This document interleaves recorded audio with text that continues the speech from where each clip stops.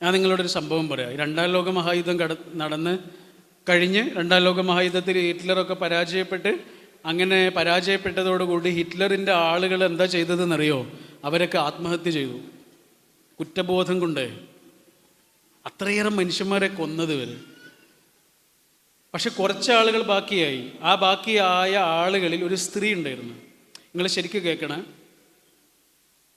ആ സ്ത്രീയെ കുറ്റവിചാരണ നടത്തുന്ന സമയത്ത് ജഡ്ജി ചോദിച്ചു, എന്താണ് നിങ്ങളുടെ ജീവിതത്തിൽ സംഭവിച്ചത്, നിങ്ങൾ എന്ത് കുറ്റമാണ് ചെയ്തത്?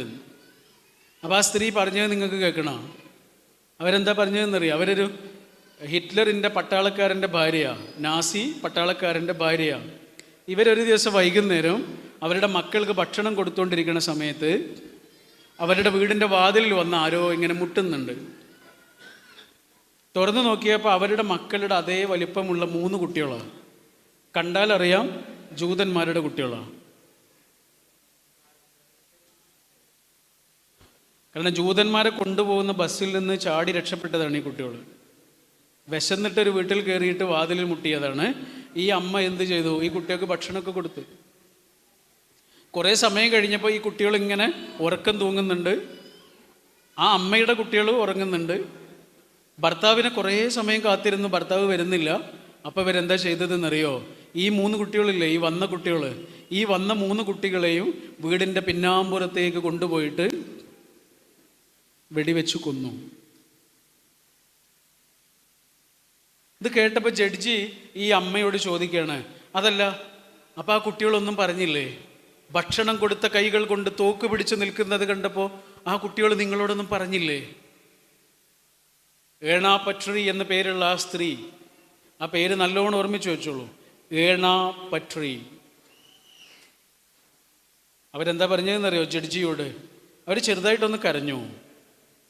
കുട്ടികളെ, ഞാനിങ്ങനെ തോക്ക് പിടിച്ച് നിൽക്കുന്നത് കണ്ടപ്പോൾ ചെറുതായിട്ടൊന്ന് കരഞ്ഞു. ആ 3 കുട്ടികൾ ഈ ലോകത്ത് ജീവിച്ചിരിക്കേണ്ട ആൾക്കാരല്ല എന്ന് മനസ്സിൽ വിചാരിക്കുന്നത് ആരാന്നറിയോ? ഒരു പാവം വീട്ടമ്മ. അവരുടെ ഉള്ളിൽ ആ കുട്ടികളോട് അത്രയും വെറുപ്പുണ്ടാവാനുള്ള കാരണം എന്താണ്? വെറുപ്പ് കേട്ട് കേട്ട് കേട്ട്, വെറുപ്പ് വായിച്ച് വായിച്ച് വായിച്ച്, വെറുപ്പ് കണ്ട് കണ്ട് കണ്ട് അവർക്ക് മനുഷ്യന്മാരോട് അറപ്പായി. അവരല്ലാത്ത മനുഷ്യന്മാരോടൊക്കെ അറപ്പായി. അവരൊന്നും ഇവിടെ ജീവിക്കാനേ പാടില്ലാത്തവരാണെന്ന് ചിന്തിച്ചു. ഇതാണ് പ്രശ്നം. ഒരു പാവം വീട്ടമ്മയാണ് ഇത് ചിന്തിക്കുന്നത്. നമ്മളിപ്പോൾ ഉള്ള ഒരു സംഘടനയാവട്ടെ, ഒരു പ്രസ്ഥാനമാവട്ടെ, ഒരു വാട്സാപ്പ് ഗ്രൂപ്പ് ആവട്ടെ, അതിൽ മനുഷ്യന്മാരെ വെറുക്കാൻ പറയുന്നുണ്ട് എങ്കിൽ ഈ നിമിഷം അതിൽ നിന്ന് പുറത്ത് ചാടുന്നതിൻ്റെ പേരാണ് നമ്മുടെ ഉള്ളിലെ മനുഷ്യത്വം. മനുഷ്യനെ വെറുക്കാൻ പറയുന്ന, മനുഷ്യനെ അകറ്റാൻ പറയുന്ന, മനുഷ്യനോട് ശത്രുത പുലർത്താൻ പറയുന്ന ഏതെങ്കിലും ഒരു സംഘത്തിൽ നമ്മളിപ്പോൾ ഉണ്ട് എങ്കിൽ ഈ നിമിഷം അതിൽ നിന്ന് പുറത്തിറങ്ങുന്നതിൻ്റെ പേരാണ് നമ്മുടെ ഉള്ളിലുള്ള മനുഷ്യത്വം. അത് നമ്മുടെ മതപരമായ ബാധ്യതയുമാണ്. കാരണം പടച്ചോൻ പറഞ്ഞിട്ടുണ്ട്, തആവനു അലൽ ബിർരി വത്തഖ്വ വലാ തആവനു അലൽ ഇസ്മി വൽ ഉദ്വാൻ. നിങ്ങൾ നന്മയിൽ ആരോട് വേണമെങ്കിലും സഹകരിച്ചോളൂ. പടച്ചോനെ പറയുന്നത് വെറുതെ പറയല്ല, നിർദ്ദേശമായിട്ട് പറയാ. എന്താ പറയുന്നത്? നന്മ ചെയ്യുന്നുണ്ടോ ആരുടെ കൂടെയും കൂടിക്കോളൂ, ഏത് കൊടിയാണെങ്കിലും അവരെ പിന്നാലെ കൂടിക്കോളൂ. പക്ഷേ ശത്രുത പറയുന്നവരാണോ, മനുഷ്യനെ വെറുക്കാൻ പറയുന്നവരാരാണോ, അത് നിങ്ങളുടെ കൂട്ടത്തിലുള്ളവരാണെങ്കിലും ഈ നിമിഷം അതിൽ നിന്ന് പുറത്തിറങ്ങണം. വലാ തആവനു, അവരോട് സഹകരിക്കാനേ പാടില്ല. നമ്മുടെ മതപരമായ ബാധ്യതയുമാണ്, മാനവികമായ ബാധ്യതയുമാണ്. ഫിറാഖ് എന്ന് പറഞ്ഞൊരു ചിത്രമുണ്ട്. വളരെ ഗംഭീരമായൊരു ചിത്രമാണ്. ഒരേ നാട്ടിൽ താമസിക്കുന്ന 2 സമൂഹങ്ങളാണ്, പാവങ്ങളാണ് എല്ലാവരും. പക്ഷെ അവരുടെ ഇടയിൽ ഒരു വർഗീയ കലാപം ഉണ്ടാവുകയാണ്. വർഗീയ കലാപം ഉണ്ടായിട്ട് ഒരു സമൂഹത്തെ മറ്റുള്ളവരൊക്കെ പാടെ എന്ത് ചെയ്യാണ്? വേട്ടയാടുകയാണ്. പോലീസും അവരൊക്കെ വേട്ടയാടുക. ആ കൂട്ടത്തിൽ നിന്ന്, വേട്ടയാടപ്പെടുന്ന ആ സമൂഹത്തിൽ നിന്ന് ഒരാൾ അയാളുടെ മകൻ്റെ കൈ പിടിച്ചിട്ട് എങ്ങനെയൊക്കെയോ പതുങ്ങി പതുങ്ങി രക്ഷപ്പെടുകയാണ്. പോലീസ് കാണാതെ, ആരും കാണാതെ ഇങ്ങനെ പതുങ്ങി പതുങ്ങി രക്ഷപ്പെട്ട് ഒരു സ്ഥലത്ത് ഇങ്ങനെ ഒളിഞ്ഞു നിൽക്കുകയാണ്. രക്ഷപ്പെട്ടതിൻ്റെ ആശ്വാസത്തിൽ പോലീസ് കാണാതെ ഇങ്ങനെ മകൻ്റെ കൈപിടിച്ച് നിൽക്കുന്ന സമയത്ത് ആ പാപം മനുഷ്യൻ്റെ തലയിലേക്ക് ഒരമ്മിക്കല്ല് വന്ന് വീഴുന്നുണ്ട്. 8 വയസ്സുകാരനായ മകൻ്റെ മുന്നിൽ വെച്ച് ആ ആൾ മരിച്ചു. ആരാ അമ്മിക്കല്ലിട്ടത് എന്നറിയോ? പഴയ അയൽവാസിയാണ്. തർക്കം വേണ്ട, വെറുപ്പ് വേണ്ട എന്ന് വെറുതെ പറയുന്നതല്ല. രാഷ്ട്രീയ ചർച്ചകൾ നമ്മുടെ വീട്ടിലിങ്ങനെ ഒച്ചത്തിലിട്ടിട്ട് വെറുപ്പിൻ്റെ ഭാഷ നമ്മുടെ കുഞ്ഞുങ്ങളുടെ കാതിലേക്ക് കൊടുക്കരുത് എന്ന് വെറുതെ പറയുന്നതല്ല. വെറുപ്പ് ശത്രുതയുടെ ഭാഷയാണ്. വലാ തആവനു അലൽ ഇസ്മി വൽ ഉദ്വാൻ. ഞാൻ പറയുന്നത് ശരിയാണ് എന്നെനിക്ക് സ്ഥാപിക്കാൻ കഴിയണം. എങ്ങനെ? നിങ്ങൾ പറയുന്നത് തെറ്റാണ് എന്ന് പറയാതെ. അതാണ് ഒരാളുടെ മിടുക്ക്. അതിൻ്റെ പേര് സംവാദം എന്നാണ്. ഇന്ന് സംവാദങ്ങളില്ല, ഇന്ന് വിവാദങ്ങളും തർക്കങ്ങളും മാത്രമേ ഉള്ളൂ. നിങ്ങൾ പറയുന്നത് തെറ്റാണ്, നിങ്ങൾ പറയുന്നത് തെറ്റാണ് എന്ന് പറയാതെ ഞാൻ പറയുന്നത് ശരിയാണ് എന്ന് എനിക്ക് സ്ഥാപിക്കാൻ കഴിയണം. അതാണ് മിടുക്ക്. മറ്റത് തർക്കമാണ്. തർക്കത്തിന് ശത്രുതയുണ്ടാവും, വെറുപ്പേ ഉണ്ടാവും, മനുഷ്യർക്കിടയിൽ പകയും വിദ്വേഷമേ ഉണ്ടാവും. നമുക്ക് മനുഷ്യനെ അക്കമഡേറ്റ് ചെയ്യാൻ കഴിയില്ല. എന്താ കാരുണ്യം? കാരുണ്യം എന്ന് പറഞ്ഞാൽ എന്താ? മനുഷ്യനെ ഒരാൾക്ക് മനസ്സിലാവലാണ്. കാരണം നമ്മൾ ഈ കാണുന്നതൊന്നുമല്ല മനുഷ്യന്മാർ. അവരുടെ ഉള്ളിൽ ഇങ്ങനെ പൊള്ളി നിൽക്കുന്ന ചിലതുണ്ട്. അതിനെ ഒരാൾക്ക് തിരിച്ചറിയാൻ കഴിയില്ല. നമ്മൾ കാണുന്നതൊന്നുമല്ല മനുഷ്യന്മാർ.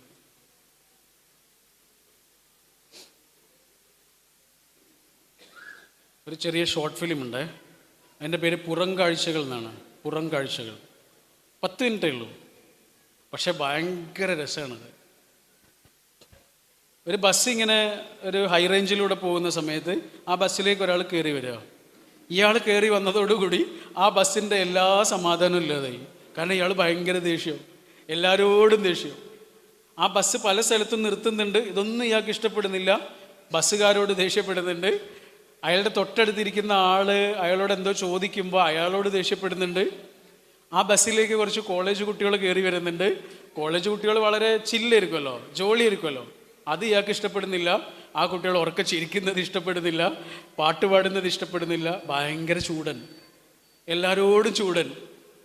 ആ ബസ്സിലുള്ള എല്ലാവരും പറയുന്നുണ്ട്, എന്തൊരു ചൂടനാണ് ഈ മനുഷ്യൻ, ഏത് കാട്ടുന്നാണ് ഇയാൾ വന്നത് എന്നൊക്കെ ആ ബസ്സിലുള്ള ആളുകൾ പറയുന്ന സംഭാഷണങ്ങളൊക്കെ ഉണ്ട്. ഇയാൾക്ക് എന്താ മനുഷ്യന്മാരിഷ്ടമില്ലാത്തത് എന്നുള്ളൊരു. അങ്ങനെ പോയി ഒരു വലിയ വെള്ളച്ചാട്ടം കാണുന്ന സമയത്ത് ഈ കുട്ടികൾ പറയുന്നുണ്ട്, ഈ വെള്ളച്ചാട്ടത്തിന് അവിടെ നിന്ന് ബസ് നിർത്തുമെന്ന് ചോദിച്ചു, നിർത്തി കൊടുത്തു. അതും ഇയാൾക്ക് ഇഷ്ടപ്പെടുന്നില്ല. ഇയാൾക്ക് ഭയങ്കര ദേഷ്യം. അവസാനം പോയി ഒരു സ്ഥലത്തെത്തിയപ്പോൾ ഇയാൾ പറഞ്ഞു, എനിക്കിവിടെ ഇറങ്ങണം. അപ്പോൾ ബസ്സുകാർ പറഞ്ഞു, നിങ്ങൾ ഇത്രയും നേരം നിയമം പറഞ്ഞ ആളല്ലേ, അപ്പം നിങ്ങൾക്കൊരാവശ്യം വന്നപ്പോൾ നിർത്തണം എന്നാണ് പറയുന്നത്, ഇവിടെ നിർത്താൻ പറ്റില്ല എന്ന്. ഇയാൾ എഴുന്നേറ്റ് നിന്നിട്ടൊരു അലർച്ചയായിരുന്നു, നിർത്തണമെന്ന് പറഞ്ഞിട്ട്. ഡ്രൈവർ അറിയാതെ ബ്രേക്കിൽ ചൊട്ടിപ്പോയി, ബസ് നിർത്തി. ഇയാൾ ഇറങ്ങിയ സമയത്ത് കരഞ്ഞുകൊണ്ട് ഒരു സ്ത്രീ ഏട്ടാന്ന് വിളിച്ചിട്ട് ഓടി വന്ന് അദ്ദേഹത്തെ കെട്ടിപ്പിടിക്കുന്നുണ്ട്. രണ്ടാളുകളും കുറേ ആളുകൾ ഇങ്ങനെ ഒരുമിച്ച് കൂടി നിൽക്കുന്ന ഒരു വീട്ടിലേക്ക് കരഞ്ഞുകൊണ്ട് ഓടിപ്പോകുന്നുണ്ട്. ആ സമയത്ത് ആ ബസ്സിന് പിറകിലായി ഒരു ആംബുലൻസ് ഇങ്ങനെ വരുന്നുണ്ട്. ചൂടൻ എന്ന് ഇത്രയും നേരം അയാളെ വിളിച്ച മുഴുവൻ മനുഷ്യരും ആ ബസ്സിൽ നിന്ന് കുറ്റബോധത്തോടെ അയാളെ ഇങ്ങനെ നോക്കി നിൽക്കുന്ന നിമിഷം ആ ഷോർട്ട് ഫിലിം അവസാനിക്കും. ദേഷ്യമായിരുന്നില്ല, സങ്കടമായിരുന്നു. സങ്കടത്തിന് പുറത്തു വരാനുള്ള ഒരു വഴിയാണ്. അതുകൊണ്ടാണ് ഈ കല്യാണത്തെക്കുറിച്ച് പറയുന്നിടത്ത് പോലും കല്യാണത്തെക്കുറിച്ച് പറയുന്ന സമയത്ത് പടച്ചവൻ എന്താ പറയുന്നത് അറിയാം നിങ്ങൾ? രണ്ട് കാര്യങ്ങളാണ് പറയുന്നത്. എന്നെ ഏറ്റവും കൂടുതൽ ആകർഷിച്ച ഖുർആനിലെ വചനമാണത്, ഈ കല്യാണത്തെക്കുറിച്ച് പറഞ്ഞ വചനം. എന്താണെന്നറിയോ? ജീവിതത്തിൽ ഒന്നിക്കുന്ന 2 ആൾക്കാരോട് പടച്ചവൻ രണ്ട് കാര്യങ്ങളാണ് ഓർമ്മിപ്പിക്കുന്നത്. ഒന്ന് നിശ്ചയമായും പ്രണയം, സ്നേഹം. രണ്ടാമത്തെ എന്താണെന്നറിയോ? കാരുണ്യം. എന്തൊരു വാക്കാണ് ആലോചിച്ച് നോക്കൂ. വജഅല ബൈനക്കും മവദ്ദത്തൻ വറഹ്മ. നിങ്ങളുടെ രണ്ടാളുടെ ഇടയിൽ രണ്ട് കാര്യങ്ങളെ നാം ഉണ്ടാക്കി തരുന്നു. പഠിച്ചോൻ പറയാ, രണ്ട് കാര്യങ്ങളെ നാം ഉണ്ടാക്കി തരുന്നു. എന്താ പറഞ്ഞ്? ഉണ്ടാക്കി തരുന്നു. അമ്മ ഭക്ഷണം ഉണ്ടാക്കി തരുന്നു എന്ന് പറഞ്ഞാൽ കഴിക്കേണ്ടത് നമ്മളാ അല്ലേ? അതേപോലെ പറഞ്ഞാൽ നിങ്ങളുടെ രണ്ടാളുടെ ഇടയിൽ രണ്ട് കാര്യങ്ങൾ ഉണ്ടാക്കി തരുന്നു. അതൊന്ന് സ്നേഹമാണ്, ഒന്ന് കാരുണ്യമാണ്. അതെടുത്ത് ചെലവഴിക്കേണ്ട ജോലി ആരുടെയാണ്? അവരുടെയാണ്. അത് പഠിച്ചോനല്ല ചെയ്യുക, അത് നമ്മളാ ചെയ്യുക. നിങ്ങൾ ആലോചിച്ച് നോക്കൂ, ജീവിതകാലം മുഴുവനും ഇപ്പോൾ ഒരു രണ്ടാളുകൾ വിവാഹിതരാകുന്നത് അവരുടെ 24-ാമത്തെ വയസ്സിലോ 26-ാമത്തെ വയസ്സിലോ ഒക്കെ ആയിരിക്കും. ഇനി അവർ ഒന്നിച്ചു കഴിയേണ്ടത് ഇത്രയും കാലം ജീവിച്ചതിൻ്റെ 2 ഇരട്ടിയെങ്കിലും കാലമാണ് അല്ലേ? ഇത്രയും കാലം ജീവിച്ചതിൻ്റെ 2 ഇരട്ടി വർഷങ്ങളെങ്കിലും ഇനി ഒരുമിച്ച് ജീവിക്കണം. അപ്പം അവരുടെ ഇടയിൽ സ്നേഹം മാത്രം പോരാ, പിന്നെ ഒന്നുകൂടി വേണം. അതെന്താണ്? കാരുണ്യം. കാരണം സ്നേഹം എന്ന് പറഞ്ഞാൽ ഇങ്ങനെയാ, ഇതാ ഇങ്ങനെയാ. കാരുണ്യം എന്ന് പറഞ്ഞാൽ ഇങ്ങനെയല്ല. കാരുണ്യം എന്ന് പറഞ്ഞാൽ ഇങ്ങനെയാ. കാരണം ഇയാൾ ഇങ്ങനെ ആയിട്ടുണ്ടാവും. ഓരോ മാസവും അവൾ കടന്നു പോകുന്ന ശരീരത്തിൻ്റെ പ്രയാസങ്ങൾ കൊണ്ടാവാം, അതല്ലെങ്കിൽ അവൻ്റെ ജോലി നഷ്ടപ്പെട്ടത് കൊണ്ടാവാം, അവന് ശമ്പളം കുറഞ്ഞത് കൊണ്ടാവാം, ഗൾഫിൽ നിന്ന് തിരിച്ചു വന്നത് കൊണ്ടാവാം, വിചാരിച്ചതുപോലൊന്നും ജീവിതം മുന്നോട്ട് പോകാത്തത് കൊണ്ടാവാം, രോഗങ്ങൾ കൊണ്ടാവാം, ഏറ്റവും പ്രിയപ്പെട്ടവരുടെ നഷ്ടങ്ങൾ കൊണ്ടാവാം. എപ്പോഴും മനുഷ്യൻ ഇങ്ങനെയല്ല, ചിലപ്പോഴൊക്കെ മനുഷ്യൻ ഇങ്ങനെയാണ്. ഇങ്ങനെ നിൽക്കുന്ന മനുഷ്യൻ്റെ മുന്നിൽ ഇങ്ങനെ നിൽക്കുന്നതിൻ്റെ പേരല്ല, ഇങ്ങനെ നിൽക്കുന്ന മനുഷ്യൻ്റെ കൂടെ ഇങ്ങനെ അയാളുടെ കൂടെ നിൽക്കുന്നതിൻ്റെ പേരാണ് കാരുണ്യം. എന്താണെന്നറിയില്ല, ഈ മാസം വല്ലാത്ത വേദനയും തളർച്ചയുമൊക്കെ ഉണ്ട് എന്ന് അവൾ നമ്മളോട് വന്ന് പറയുമ്പോൾ, കഴിഞ്ഞ മാസം പോലെയല്ല, ഈ മാസം വല്ലാത്ത വേദനയുണ്ട് എന്ന് അവൾ നമ്മളോട് വന്ന് പറയുമ്പോൾ അവൾക്ക് വേണ്ടത് വേദനയ്ക്കുള്ള മരുന്നല്ലല്ലോ, അല്ലല്ലോ. അതായിരുന്നെങ്കിൽ മെഡിക്കൽ ഷോപ്പിൽ ചെന്ന് പറഞ്ഞാൽ മതിയായിരുന്നു. എന്തിനാ അവളുടെ പുരുഷനോട് വന്ന് പറഞ്ഞത്? വേറെ ചിലത് അവൾക്ക് ആവശ്യമുണ്ടായതുകൊണ്ടാണ്. സ്നേഹമല്ല അത് കാരുണ്യമാണ്.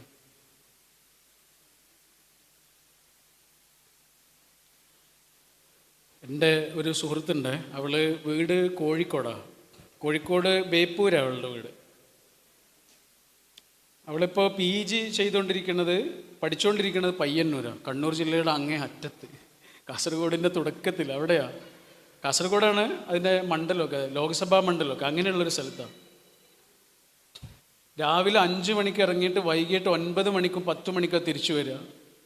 ഹോസ്റ്റലിൽ നിൽക്കാൻ കഴിയൂല, കാരണം അവൾക്ക് 3 വയസ്സുള്ളൊരു കുട്ടിയുണ്ട്. അപ്പോൾ ഈ മോളുണ്ടായതുകൊണ്ട് ഇവള് എല്ലാ ദിവസവും വീട്ടിലേക്ക് വരും. ഒരു ദിവസം ഏകദേശം സമയമൊക്കെ ട്രെയിനിലാണ് അല്ലെങ്കിൽ ബസ്സിലാണ്. ഇവൾ പഠിക്കുന്നത് കൗൺസിലിംഗ് സൈക്കോളജിയാണ്. അപ്പോൾ ക്ലാസ് റൂമിൽ ഒരു ദിവസം ടീച്ചർ പഠിപ്പിച്ചുകൊണ്ടിരിക്കുന്നത് എന്താണെന്നറിയോ? ടൈം മാനേജ്മെൻറ്റിനെ കുറിച്ചാണ് പഠിപ്പിച്ചുകൊണ്ടിരിക്കുന്നത്.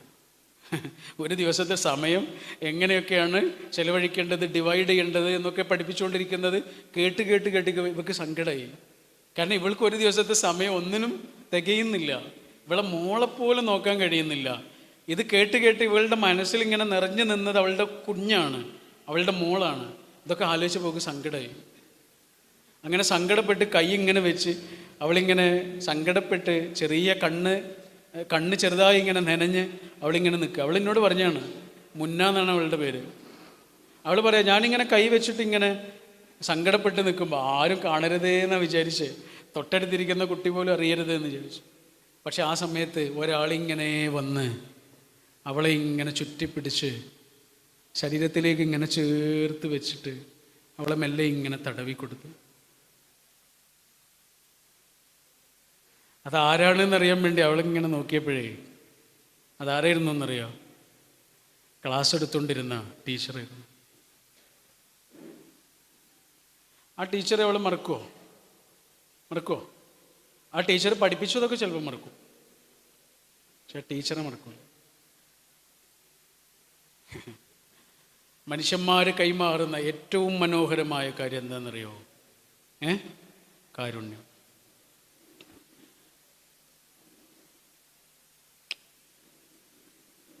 കുറേ മനുഷ്യന്മാർ നമുക്ക് തന്നത് കുറച്ച് മനുഷ്യന്മാർക്ക് നമ്മൾ കൊടുക്കലാണത്, അല്ലേ? എത്രയോ മനുഷ്യന്മാർ നമുക്ക് തന്ന എന്തൊക്കെയോ ഉണ്ട്. അത് കുറച്ച് മനുഷ്യന്മാർക്ക് നമ്മളിങ്ങനെ ഷെയർ ചെയ്ത് കൊടുക്കുന്നതിൻ്റെ പേരാണ്. ഇപ്പം നിങ്ങളിങ്ങനെ കാണുന്നത് ആരെയാ? എന്നെയല്ലേ? ഈ മൈക്ക് പിടിച്ച് നിൽക്കുന്ന ആളെ മാത്രമല്ലേ നിങ്ങൾ കാണുന്നുള്ളൂ. ഇയാൾ ഇങ്ങനെ ആവാൻ എത്ര ആൾക്കാർ ഇതിൻ്റെ പിന്നിലുണ്ടെന്ന് അറിയാം നിങ്ങൾക്ക്? എത്ര മനുഷ്യരാണ് ഇങ്ങനെ ഒരാളെ രൂപപ്പെടുത്തുന്നത്? വെറുതെ ആവുമോ? വെറുതെ നമ്മളാരെങ്കിലും ഇങ്ങനെ ആവുമോ? എത്ര മനുഷ്യർ കൈപിടിച്ചു, എത്ര മനുഷ്യർ താങ്ങും തണലും തലോടലും തണുപ്പുമായി. ഒരു പശുവിൻ്റെ കുട്ടി ജനിച്ചാൽ അപ്പം എഴുന്നേറ്റ് ഓടുന്ന കണ്ടിട്ടില്ലേ? ഇല്ലേ? ഒരു അമ്മയുടെ കുട്ടി അങ്ങനെ എഴുന്നേറ്റ് ഓടുമോ? എന്തേ അങ്ങനെ ആക്കിക്കൂടെ ഇരുന്ന? സൗകര്യം ഇരുന്നില്ലേ? പശുവിൻ്റെ കുട്ടിയെ പോലെ മനുഷ്യൻ്റെ കുട്ടിയെയും ആക്കിക്കൂടെ ഇരുന്ന? പ്രസവിച്ച ഉടനെ എഴുന്നേറ്റ് ഓടിക്കൂടെ ഇരുന്നോ? എന്തേ അങ്ങനെ ആക്കിയില്ല? പഠിച്ചോന് കഴിയില്ല, അങ്ങനെ വേണമെങ്കിൽ ആക്കിക്കൂടെ ഇരുന്നോ? എന്തേ അങ്ങനെ ആക്കിയില്ല? തൊട്ടടുത്തുള്ള മനുഷ്യൻ്റെ വില എന്താണ് എന്ന് ഈ മനുഷ്യൻ ഓരോ നിമിഷവും അറിയണം. അതിനു വേണ്ടിയാണ് ഒരു ചുവട് വെക്കുന്നുണ്ടെങ്കിൽ എത്രയോ മനുഷ്യർ ആ ചുവടിലേക്ക് നമ്മളെ നടത്തിച്ചതാണ്. ഈ ഓർമ്മ ഉണ്ടാവാനാണ്. അല്ലേ? എൻ്റെ കൈ ഇങ്ങനെ അനക്കാൻ പറ്റുന്നുണ്ടെങ്കിൽ, കൈ അനക്കാൻ പറ്റാത്ത ഒരു മനുഷ്യനെങ്കിലും ഈ കൈ ഉപയോഗപ്പെടണം. എനിക്ക് മാത്രം ഉപയോഗപ്പെട്ടാൽ പോരാ. അതിൻ്റെ പേരാണ് കാരുണ്യം. എൻ്റെ കാലുകൊണ്ട് ഇങ്ങനെ നടക്കാൻ പറ്റുന്നുണ്ട് എങ്കിൽ, കാലുകൊണ്ട് നടക്കാൻ പറ്റാത്ത ഒരൊറ്റ മനുഷ്യനെങ്കിലും ഈ ആയുസ്സിൽ എൻ്റെ കാല് ഉപയോഗപ്പെടണം. അതിൻ്റെ പേരാണ് കാരുണ്യം. നിങ്ങൾ കണ്ടില്ല, ഈ അടുത്ത് കാല് രണ്ടോ ഇല്ലാത്ത ഒരു കുട്ടിയെ അവൻ്റെ കൂടെ പഠിക്കുന്ന കുട്ടികൾ എടുത്തുകൊണ്ട് പോകുന്ന കണ്ടില്ലേ? ഒരു വീഡിയോ കണ്ടിരുന്നില്ല? എന്ത് രസമുള്ള വീഡിയോ ഇരുന്നത്. 2 കാലില്ലാത്തൊരു കുട്ടിയെ എടുത്തുകൊണ്ട് പോകുന്നത് അവൻ്റെ കൂടെ പഠിക്കുന്ന 2 കുട്ടികൾ അപ്പുറത്തും ഇപ്പുറത്തും കൈവച്ചിട്ട് ഇങ്ങനെ എടുത്തുകൊണ്ട് പോവാണ്. നിനക്ക് 2 കാലുകൾ പോയാൽ, നിനക്ക് 2 കാലുകൾ പോയാൽ ഞങ്ങൾ 4 കാലുകൾ തരാം എന്നാണ് ആ കുട്ടികൾ പറഞ്ഞത്. പോയത് 2 കാല, കിട്ടിയതോ 4 കാല. ഈ വാഗ്ദാനത്തിൻ്റെ പേരാണ് കാരുണ്യം.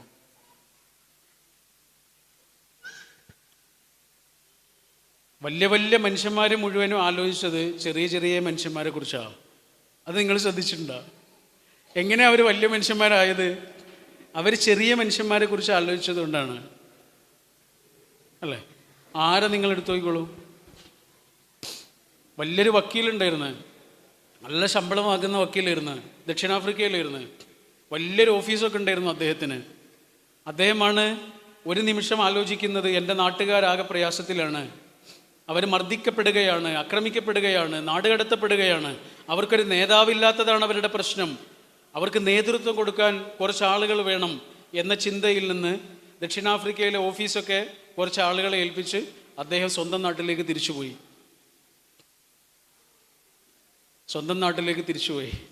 അങ്ങനെ ഒരാൾ സ്വന്തം നാട്ടിലേക്ക് തിരിച്ചു പോയിട്ടില്ലായിരുന്നെങ്കിൽ നമ്മളിപ്പോൾ ഇങ്ങനെ ഇരിക്കില്ലായിരുന്നു.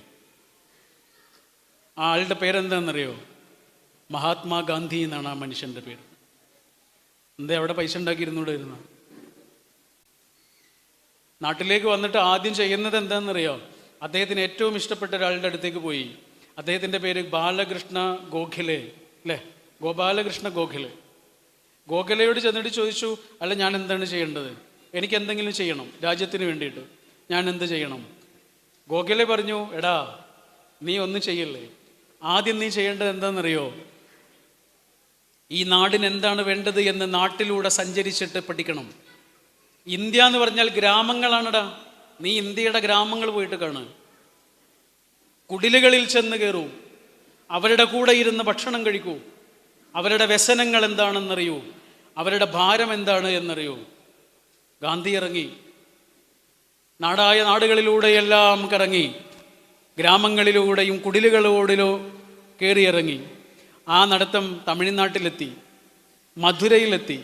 വൈഗാ നദിയുടെ തീരത്തുകൂടെ നടന്നു പോകുന്നതിനിടയിൽ വൈഗാ നദി കണ്ടപ്പോൾ ഗാന്ധിജിക്കൊരാഗ്രഹം, ഒന്ന് മുങ്ങിക്കുളിക്കണം. നല്ല ചൂടായിരുന്നു, ഏപ്രിൽ മാസമാണ്. ഒന്ന് മുങ്ങിക്കുളിക്കണം. ആ വെള്ളത്തൊപ്പിയില്ലേ, ഗാന്ധി തൊപ്പി, ഈ ഗാന്ധി തൊപ്പിയൊക്കെ വെക്കുന്ന സമയമാണ്. ആ തൊപ്പി ഇങ്ങനെ അഴിച്ചിട്ട് ഒന്ന് മുഖം കഴുകണം എന്നൊക്കെ ആഗ്രഹിച്ച് നിൽക്കുകയാണ്. പക്ഷേ അപ്പോഴാണ് ആളുകൾ പറഞ്ഞത്, ആ പുഴയിൽ ആരോ കുളിക്കുന്നുണ്ട്, ഒരു സ്ത്രീ കുളിക്കുന്നുണ്ട്. അവർ കയറിയതിന് ശേഷം ഇറങ്ങിയാൽ പോരെ എന്ന് ചോദിച്ചു.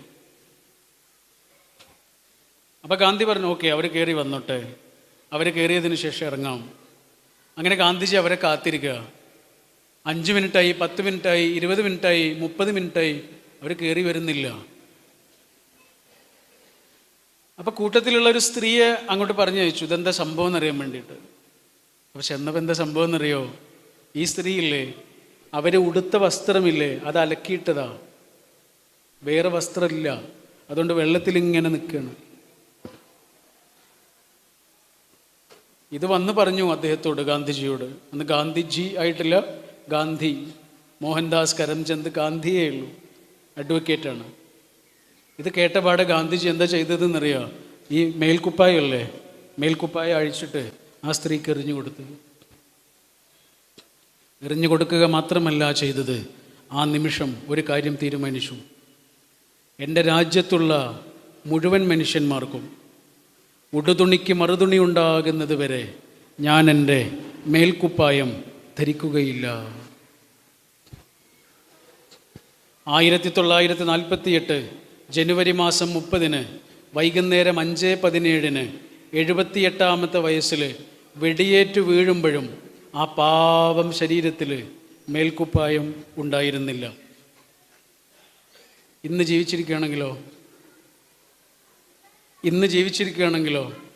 ഇന്നും ഉണ്ടാവില്ല. വലിയ വലിയ മനുഷ്യന്മാർ മുഴുവനും ആലോചിച്ചത് ചെറിയ ചെറിയ മനുഷ്യന്മാരെ കുറിച്ചാണ്. അതുകൊണ്ടാണ് അവർ വലിയ മനുഷ്യന്മാരായത്. ചെറിയ മനുഷ്യരുടെ ദുഃഖങ്ങളെ, ആ ദുഃഖത്തിൻ്റെ ആഴങ്ങളിൽ ചെന്ന് തൊടുന്ന മനുഷ്യനാണ് വലിയ മനുഷ്യൻ. തുർക്കിയിലൊരു വലിയ എഴുത്തുകാരനുണ്ട്, അദ്ദേഹത്തിൻ്റെ പേര് അങ്കിൾ ഇദ്രീസ് എന്നാണ്. കുട്ടികൾക്ക് വേണ്ടി മാത്രമാണ് എഴുതുക. ഇപ്പോൾ 90 വയസ്സായി. അദ്ദേഹത്തിൻ്റെ ഒരു പുസ്തകമുണ്ട്, ഈ അടുത്തിറങ്ങിയൊരു പുസ്തകമാണ്, കുറച്ചായി, ഒരു 2 വർഷമൊക്കെയായി. പുസ്തകത്തിൻ്റെ പേര് love story A different kind. കുറേ സ്നേഹത്തിൻ്റെ കഥകളാണ്. അതിലൊരു സംഭവമുണ്ട്, എല്ലാം സംഭവങ്ങളാട്ടോ, കഥകളല്ല. അതിലൊരു സംഭവം എന്താണെന്നറിയോ? ഇറാഖിൽ ബാഗ്ദാദിൽ യുദ്ധമൊക്കെ നടക്കുന്ന സമയത്ത് അഭയാർത്ഥികൾക്കുള്ള ക്യാമ്പ് ഉണ്ടായിരുന്നു. ആ ക്യാമ്പിൽ ഒരു കുട്ടിക്ക് വളരെ അർജൻറ്റായിട്ട് രക്തം വേണം. അപ്പോൾ രക്തം കൊടുക്കാൻ വലിയ ആളുകളൊന്നും തയ്യാറാവുന്നില്ല. അവസാനം രക്തം കൊടുക്കാൻ വേണ്ടി വന്നത് അധിക പ്രായമൊന്നുമായിട്ടില്ലാത്തൊരു കുട്ടി തന്നെയാണ്. അവൻ രക്തം കൊടുക്കാനൊക്കെ തയ്യാറാ, പക്ഷേ രക്തം കൊടുക്കുന്നതിന് മുമ്പ് അവൻ്റെ ഉമ്മയെ ഒന്ന് കാണണം. ഇതാണ് പ്രശ്നം. പക്ഷെ ഉമ്മ വേറെ എവിടെയോ ആണ്. അപ്പോൾ ആളുകൾ അവനോട് പല നിലക്കും പറഞ്ഞു, ഉമ്മയെ കാണാൻ നിന്നാലും ഒക്കെ വൈകിപ്പോവും, നമുക്ക് പെട്ടെന്ന് രക്തം കൊടുക്കണം എന്നൊക്കെ പറഞ്ഞു. ഇവൻ സമ്മതിക്കില്ല, ഇവന് ഉമ്മയെ കാണണം.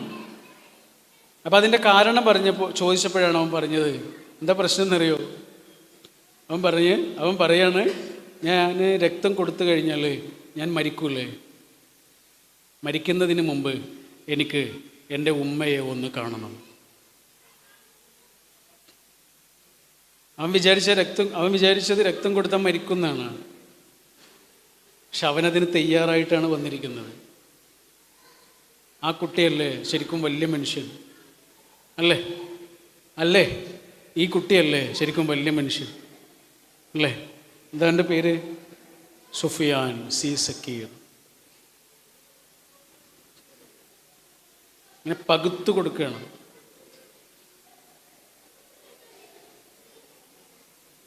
അവൻ ഈ ലോകത്തേക്ക് വന്നത് മുതലേ അല്ലേ, പടച്ചവൻ്റെ മുന്നിൽ ഇങ്ങനെ ചെന്ന് നിൽക്കാൻ അവൻ ആത്മധൈര്യത്തിൻ്റെ ഒരു ചരിത്രമുണ്ട്. നമ്മൾ സക്കാത്ത് എന്ന് പറയൂലേ, സക്കാത്ത് പൈസക്ക് മാത്രമൊന്നുമല്ല, നമ്മുടെ സമയത്തിനുണ്ട്, നമ്മുടെ ആരോഗ്യത്തിനുണ്ട്, നമ്മുടെ കാറിനുണ്ട്, നമ്മുടെ ഓട്ടോറിക്ഷയ്ക്കുണ്ട്, നമ്മുടെ ബൈക്കിനുണ്ട് സക്കാത്ത്. ഉള്ളതിൽ നിന്ന് മറ്റൊരാൾക്കുള്ള പങ്ക്. ഒറ്റയ്ക്ക് നിൽക്കുന്നൊരു പാവം മനുഷ്യൻ ബസ് കാത്ത് നിൽക്കുമ്പോൾ അവിടെ ചെന്ന് നമ്മുടെ വണ്ടി നിർത്തി കൊടുത്തിട്ട് അയാളോട് കയറൂ എന്ന് പറയുന്നതിൻ്റെ പേര് സക്കാത്താണ്. പൈസക്ക് മാത്രമൊന്നുമല്ല, നമ്മൾ കൊടുക്കുന്ന കുഞ്ഞു കുഞ്ഞടയാളങ്ങൾ പോലും നമ്മുടെ സക്കാത്താണ്. ഒരു മോളുടെ കഥയുണ്ട്. അവൾ വലിയൊരു ഷോപ്പിംഗ് മാളിൽ ജോലി ചെയ്യുന്ന കുട്ടിയാണ്. നിങ്ങൾ കേട്ടതായി ആണെങ്കിൽ എന്നോട് ക്ഷമിക്കൂ കേട്ടോ, ചിലപ്പോൾ നിങ്ങൾ കണ്ടതുമായിരിക്കും, എന്നാലും എന്നോട് ക്ഷമിക്കൂ. വലിയൊരു ഷോപ്പിംഗ് മാളിലുള്ള നമ്മുടെ ഈ KFC ഒക്കെ ഇല്ലേ, ഫ്രൈഡ് ചിക്കൻ്റെ കടകളൊക്കെ ഇല്ലേ, അതേപോലെ ഒരു കടയിലാണ് ഇവൾ ജോലി ചെയ്യുന്നത്. അപ്പോൾ സാധാരണ ഇവൾ രാവിലെ 6 മണിക്ക് പോയി വൈകിട്ട് 6 മണിക്ക് തിരിച്ചു വരും. ഇതാണ് അവളുടെ ഒരു പാറ്റേൺ. പക്ഷെ ഒരു ദിവസം അവളും അച്ഛനും തമ്മിൽ ചെറിയൊരു വഴക്കുണ്ടായി. കാരണം ഇവൾക്കൊരു പുതിയ സുഹൃത്തിനെ കിട്ടിയിട്ടുണ്ട്, ഒരു ആൺകുട്ടിയാണ്. ആ സുഹൃത്തിനെ അച്ഛന് ഇഷ്ടമായിട്ടില്ല. അതുകൊണ്ട് അതിൻ്റെ പേരിൽ അച്ഛനും മോളും തമ്മിൽ ചെറിയൊരു വഴക്കുണ്ടായി. ആ വഴക്കുണ്ടായ ദിവസം മോള് സാധാരണ എത്തുന്ന സമയത്തൊന്നും വീട്ടിലേക്ക് തിരിച്ചു വരുന്നില്ല. അച്ഛനാകെ ബേജാറായി. അച്ഛൻ അവളെ വിളിച്ചു നോക്കുന്നുണ്ട്, കിട്ടുന്നില്ല. അച്ഛൻ്റെ സുഹൃത്തുക്കളെ വിളിച്ചിട്ട് അവളെ തിരയുന്നുണ്ട്, കിട്ടുന്നില്ല. അവസാനം അവളുടെ ഈ പുതിയ സുഹൃത്തില്ലേ, അച്ഛനിഷ്ടമില്ലാത്ത ആൾ, അവൻ്റെ അടുത്തേക്ക് അച്ഛൻ എത്തുന്നുണ്ട്. എന്നിട്ട് അവനും അച്ഛനും കൂടി തിരയുന്നുണ്ട്. അതാണ് ആ കഥയിൽ ഏറ്റവും ബ്യൂട്ടിഫുൾ ആയിട്ടുള്ള ഒരു രംഗം. പക്ഷെ ആളെ കിട്ടുന്നില്ല, എത്ര തിരഞ്ഞിട്ടും കിട്ടുന്നില്ല. ഫോണൊക്കെ ഓഫായിട്ടുണ്ട്. അവസാനമാണ് അവൾ ജോലി ചെയ്യുന്ന ഷോപ്പിംഗ് മാളിലേക്ക് ഈ അച്ഛനും ചങ്ങായിമാരൊക്കെ വന്നത്. അങ്ങനെ അവരവിടെ ഇങ്ങനെ നിൽക്കുന്ന സമയത്ത് ഒരാളിങ്ങനെ നടന്നു വന്ന് അവരോട് ചോദിക്കുന്നുണ്ട്, എന്താ നിങ്ങൾ ആരെയാ തിരയുന്നത്? അവിടുത്തെ സെക്യൂരിറ്റിയാ, ആ നീലക്കുപ്പായിട്ട ആളാണ്.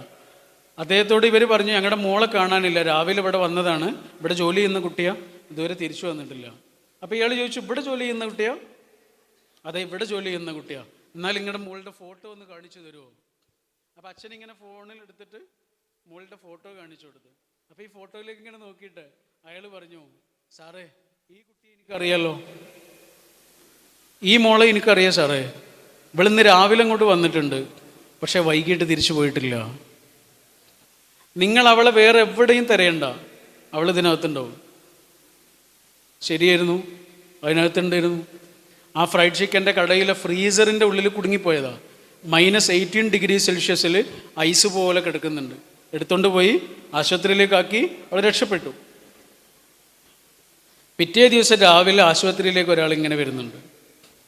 ആരാന്നറിയോ? ആ സെക്യൂരിറ്റി. അയാൾ അച്ഛനോട് വന്നിട്ട് ചോദിച്ചാൽ, അല്ല സാറേ മോള് രക്ഷപ്പെട്ടില്ലേ? ആ രക്ഷപ്പെട്ടു. സമാധാനം. ഇതൊക്കെ പറഞ്ഞിട്ട് അയാൾ പോകാൻ ഒരുങ്ങുമ്പോൾ അച്ഛൻ ചോദിച്ചു, അല്ല ചേട്ടാ, എനിക്ക് ചേട്ടനോടൊരു കാര്യം ചോദിക്കാനുണ്ട്. ആയിരക്കണക്കിന് ആളുകൾ വന്നു പോണ സ്ഥലമല്ലേ ഒരു ഷോപ്പിംഗ് മാള്, അതിൽ നിന്ന് അവിടെ എൻ്റെ മോള് രാവിലെ വന്നിട്ട് വൈകിട്ട് തിരിച്ചു പോയിട്ടില്ല എന്ന് നിങ്ങൾക്ക് എങ്ങനെ മനസ്സിലായി? അപ്പോൾ ഇയാളിങ്ങനെ അച്ഛനോട് പറഞ്ഞു, ശരിയാണ് സാറേ, ആയിരക്കണക്കിന് ആളുകൾ വന്നു പോണ സ്ഥലമാണ്, ശരിയാ. പക്ഷെ നിങ്ങളുടെ മോളില്ലേ, അതൊരു വല്ലാത്ത മോളാണ്. രാവിലെ വരുമ്പോഴും വൈകിട്ട് തിരിച്ചു പോകുമ്പോഴും ഞാൻ എത്ര ദൂരെയാണെങ്കിലും അവൾ എന്നെ നോക്കിയിട്ട് ഒന്ന് കൈവീശും. അവളെനിക്ക് മറക്കാൻ പറ്റില്ല സാർ എന്ന് പറഞ്ഞ് തിരിച്ചു പോകുമ്പോൾ അദ്ദേഹം അച്ഛനോട് ചോദിക്കുന്നുണ്ട്, അല്ല നിങ്ങളുടെ മോളുടെ പേരെന്തായിരുന്നു? ആത്മാഭിമാനത്തോടെ ആ അച്ഛൻ പറഞ്ഞു ഹെലൻ.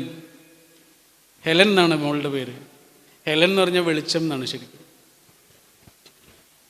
സുഫിയാൻ സി സക്കീർ, ആ സക്കീർ എന്ന വാപ്പയ്ക്ക് ആത്മാഭിമാനത്തോടെ പറയാം, എൻ്റെ മോൻ്റെ പേര് സുഫിയാനാണ്. ഒരു മനുഷ്യന് മറ്റൊരു മനുഷ്യനോട് കൊടുക്കാവുന്ന ഏറ്റവും ഭംഗിയുള്ള ഈടുവയ്പ്, ഈ ലോകത്തിന് സമ്മാനിക്കാവുന്ന ഏറ്റവും വലിയ ഈടുവയ്പ് കാരുണ്യമാണ്. ഞാൻ എൻ്റെ ഒരു സുഹൃത്തിൻ്റെ കൂടെ ഒരിക്കൽ ഉംറയ്ക്ക് പോയി. അപ്പോൾ കഅബയിൽ, മക്കയിലെ കഅബയിൽ വളരെ പ്രധാനപ്പെട്ടൊരു സ്ഥലമുണ്ട്. നമ്മളവിടെ ഇങ്ങനെ കൈ വെച്ചിട്ട്, കൈ അവിടെ ഇങ്ങനെ വെച്ച് നമ്മുടെ നെഞ്ച് അതിനോടിങ്ങനെ തട്ടിച്ച് പ്രാർത്ഥിച്ചാൽ ആ പ്രാർത്ഥന സ്വീകരിക്കപ്പെടും. അങ്ങനെ ഒരു സ്ഥലമുണ്ട് അല്ലേ? ഈ കഅബയുടെ വാതിലിനും ഹജറുൽ അസ്വദിനും ഇടയിലുള്ളൊരു ചെറിയ സ്ഥലമല്ലേ, ആ സ്ഥലം. തിരുനബി സല്ലല്ലാഹു അലൈഹി വസല്ലം അങ്ങനെ ചെയ്തിരുന്നു. അവിടെ അങ്ങനെ പ്രാർത്ഥിച്ചാൽ സ്വീകരിക്കപ്പെടുന്നു. അപ്പോൾ ഞങ്ങൾക്ക് അതിനുള്ള ചാൻസ് കിട്ടി. ഞാൻ പ്രാർത്ഥിച്ചു, എൻ്റെ സുഹൃത്തും പ്രാർത്ഥിച്ചു. സുഹൃത്ത് പ്രാർത്ഥിച്ച് കഴിഞ്ഞ് ഞങ്ങൾ തിരിച്ചു വരുമ്പോൾ ഞാൻ അവനോട് ചോദിച്ചു, നീ എന്താ പ്രാർത്ഥിച്ചത്?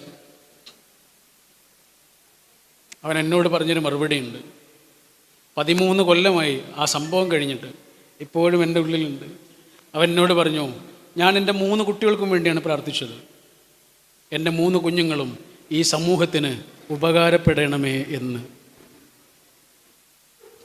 എനിക്ക് ഉപകാരപ്പെടണമേ എന്നല്ല, ഈ സമൂഹത്തിന് ഉപകാരപ്പെടണവരാ. ഈ സമൂഹത്തിന് ആവശ്യമുള്ളവരാകണമേ.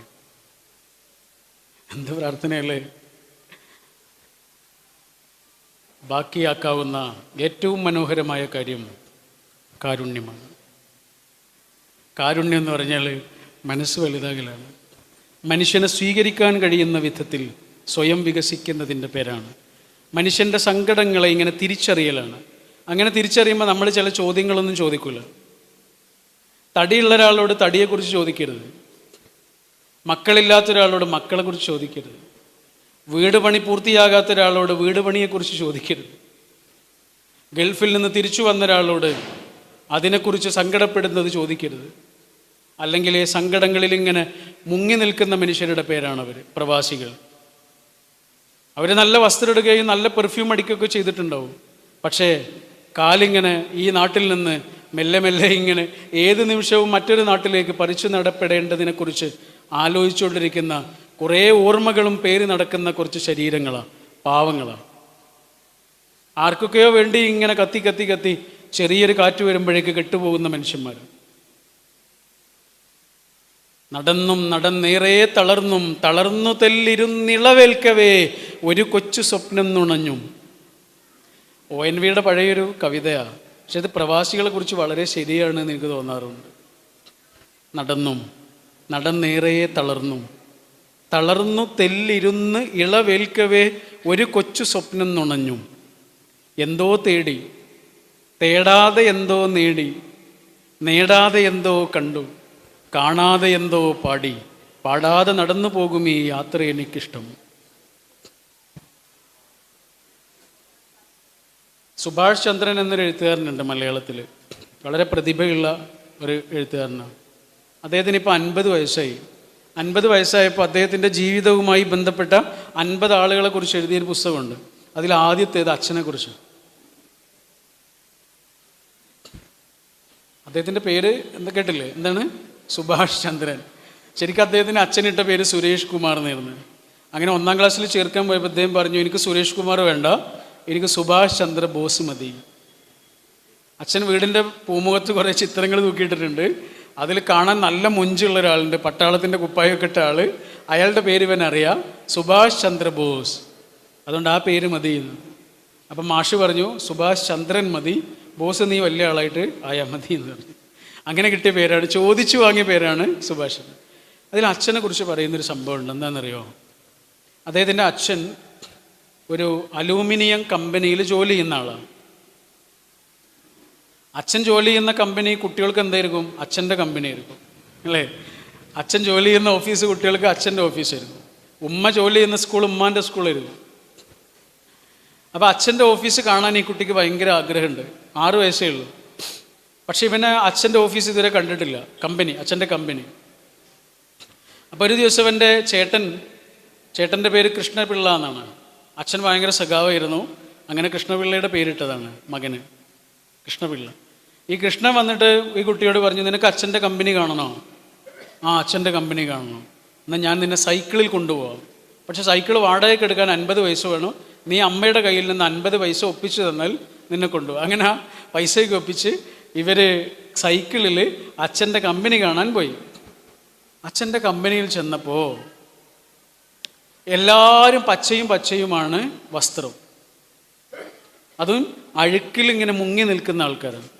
പക്ഷെ ഈ കുട്ടി അവരെ ഒന്നും തിരയുന്നേ ഇല്ല. കാരണം ഇവൻ്റെ അച്ഛൻ പച്ചയും ഇടുന്ന ആളല്ല. ഇവൻ്റെ അച്ഛൻ എല്ലാ ദിവസവും രാവിലെ ഇറങ്ങുമ്പോഴും വൈകിട്ട് തിരിച്ചു വരുമ്പോഴും വെള്ളയുമാണ് എടുക്കുക. ഇതേപോലെ വെള്ളയുമാണ്. അതുകൊണ്ട് വെള്ളയും ധരിച്ച ഉടുപ്പ് ഉടുത്ത അച്ഛനെയാണ് അവനിങ്ങനെ തിരയുന്നത്. പക്ഷെ അച്ഛനെ കാണുന്നില്ല. കുറേ സമയം കഴിഞ്ഞപ്പോൾ ഒരാൾ വന്ന് അവനെ ഇങ്ങനെ തലോടി. അവൻ പറയാണ്, ആ തലോടിയ വിരലുകളിൽ ഒരു വിരൽ മുറിഞ്ഞു പോയതാണ്.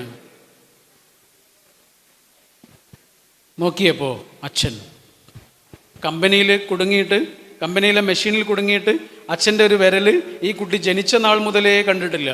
അച്ഛൻ്റെ വിരൽ മുറിഞ്ഞു പോയതാ. മുറിഞ്ഞ വിരലുള്ള ഒരു കൈത്തലം എന്നെ വന്നിങ്ങനെ തലോടി. നോക്കിയപ്പോൾ എൻ്റെ അച്ഛൻ വെള്ളയുമല്ല, പച്ചയും. അച്ഛൻ്റെ വസ്ത്രം കണ്ടിട്ടേ, അച്ഛനിങ്ങനെ അഴുക്കിൽ മുങ്ങി നിൽക്കുന്നത് കണ്ടിട്ടേ, അത്രയേറെ ആളുകളിൽ നിന്ന് തിരിച്ചറിയപ്പെടാതെ പോകുന്ന അച്ഛനെ കണ്ട് കണ്ണ് നനഞ്ഞ് ആ കുട്ടി അവിടെ ഇങ്ങനെ നിന്ന നിമിഷത്തെക്കുറിച്ച് ആ കുട്ടി എഴുതുന്നു. ഇത് വായിച്ചപ്പോൾ എൻ്റെ മനസ്സിൽ ശരിക്കും വന്നത് ആരാന്നറിയോ? പ്രവാസികളാണ്. കാരണം നാട്ടിലേക്ക് വരുമ്പോഴും നമ്മളവരെ കാണുന്നുണ്ട്, നാട്ടിൽ നിന്ന് തിരിച്ചു പോകുമ്പോഴും കാണുന്നുണ്ട്. ശരിക്കും ഇതാണോ അവർ? ആണോ? ആ കമ്പനിയിൽ ഇങ്ങനെ വിയർത്ത് കുളിച്ചു നിൽക്കുന്ന മനുഷ്യരാണ്, ആരെയൊക്കെയോ പേടിക്കുന്ന മനുഷ്യരാണ്.